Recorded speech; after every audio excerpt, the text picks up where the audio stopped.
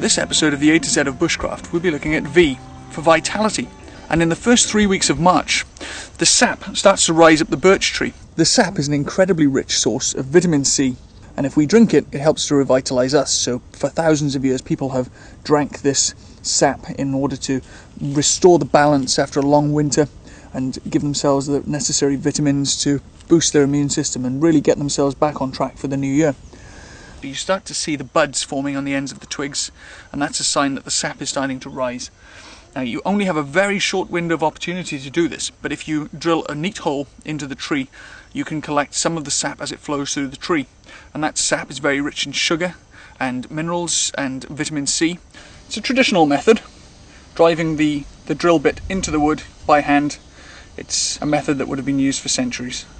The traditionalists among you will absolutely hate me for this, but the method I prefer to use is a cordless drill.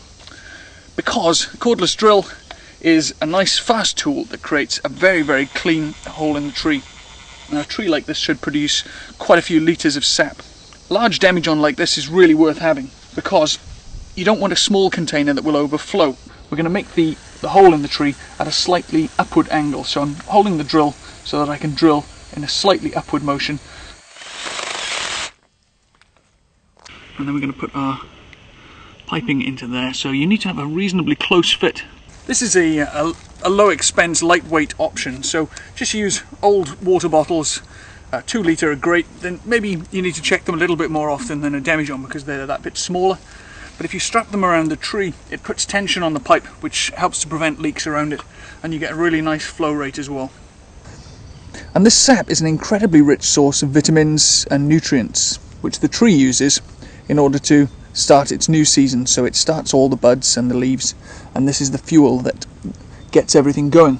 And before we leave the tree, we have to make sure that we seal up the hole. Now, the reason for that is because the tree will effectively bleed to death if we don't, and also it allows infection into the bark.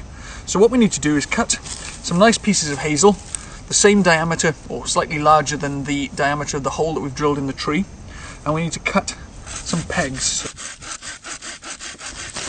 Now that's properly sealed off so it can't leak anymore, and also it prevents infection getting into the tree, and the tree will now scab over, cover that, and it'll be good for next year. So that's a perfectly sealed tapping hole, and that's the proper way to tap birch sap.